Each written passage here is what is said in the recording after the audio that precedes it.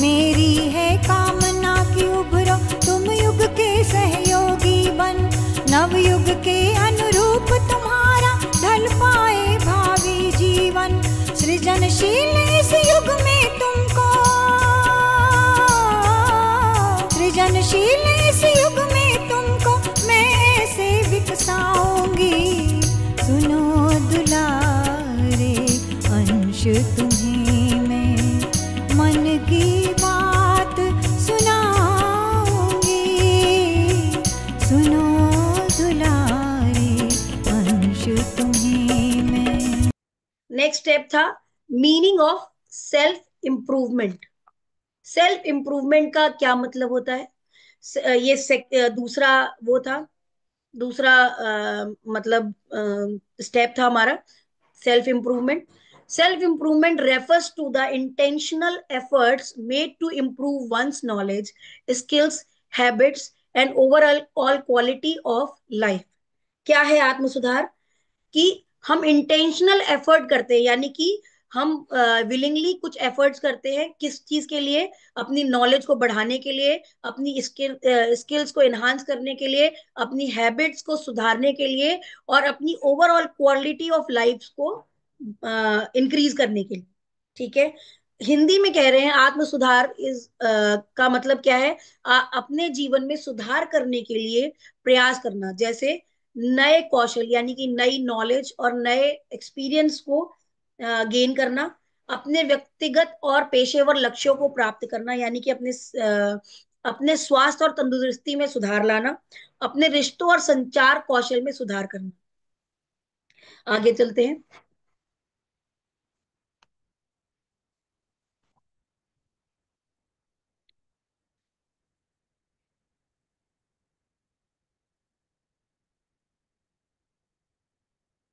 Benefits of self improvement for pregnant ladies. अब self improvement के pregnancy में यानी कि गर्भावस्था में क्या लाभ है?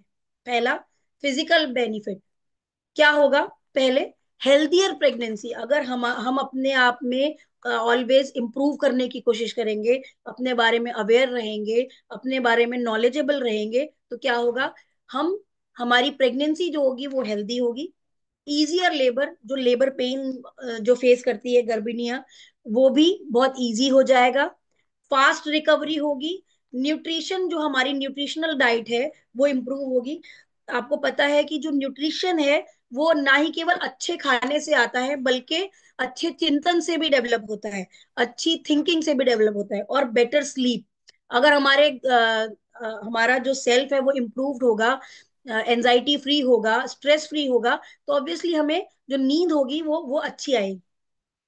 ठीक है, अब आता है इमोशनल बेनिफिट्स क्या है इसके। इमोशनल बेनिफिट्स क्या है? ये एंजाइटी को यानी कि चिंता को कम करता है, कॉन्फिडेंस को इंक्रीज करता है। क्या? आत्मचिंतन, नहीं, आत्म सुधार। आत्म सुधार क्या करता है? इमोशनल बेनिफिट्स क्या है उसके? अब हमारी चिंता को कम करता है, हमारे कॉन्फिडेंस में वृद्धि करता है, हमारे मूड को सुधारता है। यानी कि मूड का मतलब होता है, मूड सिर्फ अ, खुशी या दुख नहीं होता। आप लोगों ने कभी नोटिस किया होगा, मूड मूड फ्लक्चुएशंस बहुत होते हैं। कभी रोने का मन करता है, कभी बहुत हंसने का मन करता है, कभी ऐसा लगता है कि खूब फूट फूट के रोए, या खूब हंसे, या कहीं बाहर चले जाएं, या कुछ अच्छा खाएं। इस तरीके के जो मूड फ्लक्चुएशंस होते हैं, वो उन मूड फ्लक्चुएशंस को इम्प्रूव करता है। क्या? आत्म सुधार। ठीक है, और अपने बारे में अवेयरनेस को इंक्रीज करता है। मेंटल बेनिफिट्स क्या है?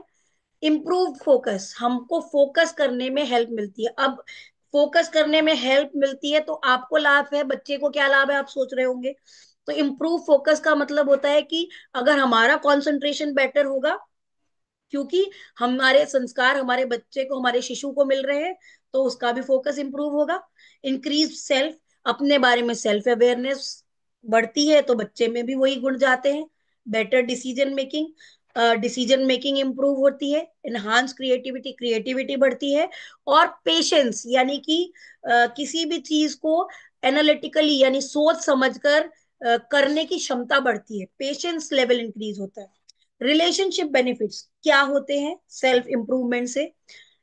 स्ट्रॉन्गर पार्टनरशिप, क्योंकि आपने देखा होगा कि जब से प्रेगनेंसी आई होगी या प्रेगनेंसी होगी, तब से आपको ज्यादा केयर, ज्यादा फोकस, ज्यादा वो मिलता है, अटेंशन मिलती है। ऐसा क्यों है? क्योंकि क्योंकि आप जिस जिस मेंटल स्टेट में है, उसमें आपको पॉजिटिविटी की, ज्यादा केयर की, इन सब चीजों की जरूरत है। उससे क्या होता है कि पार्टनरशिप, यानी कि हस्बैंड के साथ, फैमिली के साथ एक बॉन्ड स्ट्रांग होता है। कम्युनिकेशन इंप्रूव होता है। कम्युनिकेशन इंप्रूव होता है कि आपने जो, आपको जो जिस चीज के लिए डांटा जाता था या बोला जाता था, उस चीज पे आपको नहीं बोला जाता, तो आपको भी, आपके अंदर भी वो पॉजिटिविटी बढ़ती है कि लोग मेरे लिए केयर करते हैं, लोग अच्छे हैं, या लोग मेरे लिए सोचते हैं। ठीक है। Increase support network. क्या होता है? सपोर्ट नेटवर्क भी बढ़ता है। ऑब्वियसली जब प्रेगनेंसी होती है, तो हर इंसान आपको आपको सपोर्ट करने का सोचता है कि आपको कहीं किसी तरीके की प्रॉब्लम ना हो, फेस करनी पड़े या ना हो। ठीक है। और आपने जब आत्म मीन्स सुधार होता है आपके अंदर, तो आप दूसरों को के साथ पॉजिटिव कोरिलेशन और कोरिलेट करके एक पॉजिटिव सेंस डेवलप करने की कोशिश करते हो। Better conflict resolution. जो कॉन्फ्लिक्ट्स थे, कम्युनिकेशन गैप था, या दूसरे आपको नहीं समझ पा रहे थे, अब वो समझने लगे हैं, या आपको ऐसा लगता है कि आपको समझा जा रहा है, क्योंकि आपको एक्स्ट्रा केयर मिल रही है, आपके ऊपर एक्स्ट्रा एफर्ट किए जा रहे हैं, आपकी डाइट का ध्यान रखा जा रहा है, आपकी स्लीप का ध्यान रखा जा रहा है, आपकी आपके जो लाइक्स और डिसलाइक्स का ध्यान रखा जा रहा है। ठीक है। Resolution skills. बॉन्डिंग बढ़ती है। बॉन्डिंग कैसे बढ़ती है? कि जब एक पेरेंटहुड इंसान फेस करता है, तो एक तो पार्टनर के बीच में एक नया मेंबर आने वाला है फैमिली में, तो उस चीज का जो हम कह सकते हैं कि चाम होता है, या एक तरीके से उत्साह होता है फैमिली में, उस वो क्या करता है, वो बॉन्डिंग को इंक्रीज करता है। Preparation for motherhood. मदरहुड की प्रेपरेशन, जैसे अभी तक तो आप क्या थे, जैसा कि मैंने शुरुआत में भी बताया था कि अभी तक आप एक मतलब फैमिली का पार्ट थे, एक डॉटर इन लॉ थे, वाइफ थे, लेकिन अब एक रोल आपका इंक्रीज हो गया है, बीइंग एज अ मदर। तो क्या होगा कि अगर आप आत्म सुधार की आपके अंदर प्रवृत्ति होगी, तो आपके अंदर एक कॉन्फिडेंट पेरेंटिंग आएगी। आपका जो टाइम मैनेजमेंट है वो प्रॉपर हो पाएगा, इमोशनल रेगुलेशन इंप्रूव हो पाएंगे, और आप एक रिजिलिंग इन्हांस हो पाएगी। रिजिलिंग का मतलब होता है कि बाउंस बैक करना, यानी कि चीजों को, जैसे आपका मूड खराब है, तो अगर आपके अंदर सेल्फ इंप्रूवमेंट की कैपेसिटी होगी, तो आप अपने इमोशंस को बेटर वे में मैनेज कर पाओगे और उससे ओवरकम कर पाओगे। ठीक है। इंक्रीज सेल्फ, यानी कि आत्मचिंतन इंक्रीज होता है। Next, areas for self improvement.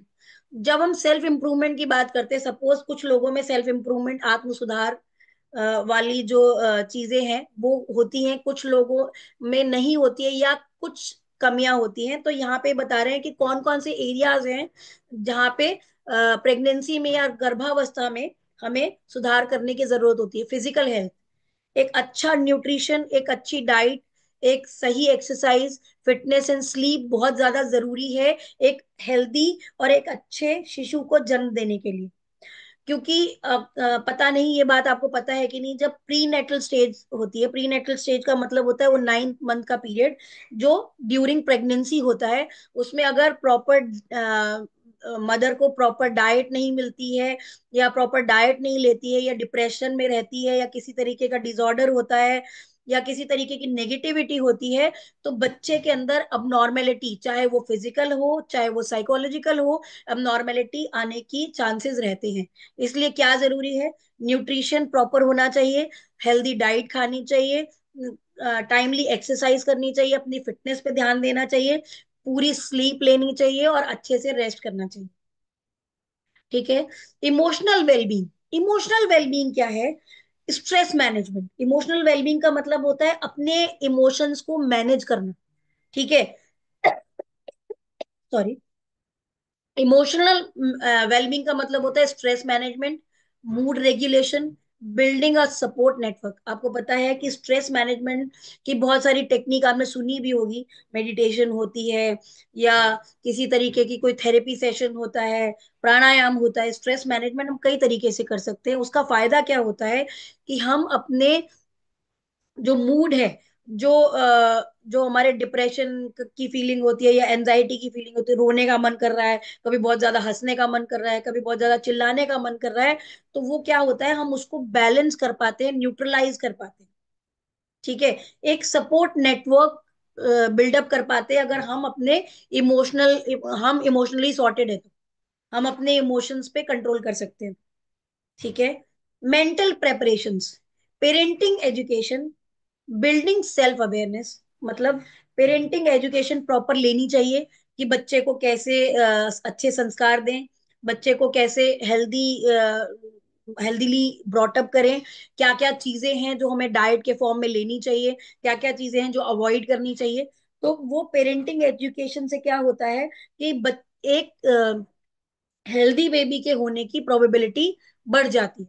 Building self awareness, self awareness में वृद्धि होती है। Developing a birth plan, birth plan जो होता है वो हमारा डेवलप एक बेटर वे में डेवलप हो पाता है।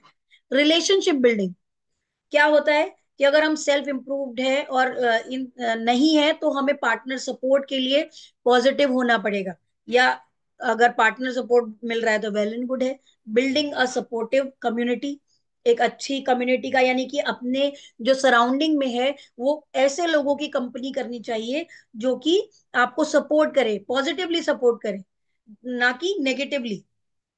Nurturing relationship with family and friends, अपने रिश्तों में सुधार करना, किसके साथ, अपने दोस्तों के साथ और अपने परिवार के साथ।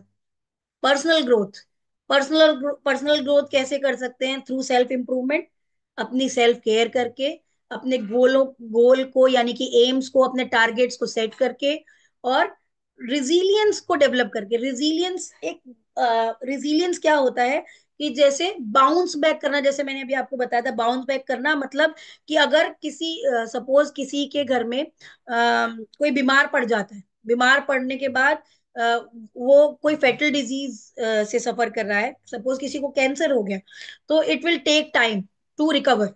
ठीक है। रिकवर करने के बाद वापस उस स्टेट में वापस आने को रिजीलियंस कहते हैं। ठीक है। तो अगर हम यहाँ गर्भावस्था की बात करते हैं तो वो उसमें रिजिलियंस का क्या रोल है। सपोज आज मुझे बहुत मूड स्विंग्स हो रहे हैं, मुझे कभी रोने का मन करता है, कभी कुछ खाने का मन करता है, कभी हंसने का मन करता है, और उस चीज को से ओवरकम करना यानी वापस अपने स्टेबलाइज मूड में आना इज कॉल्ड रिजिलियंस। ठीक है।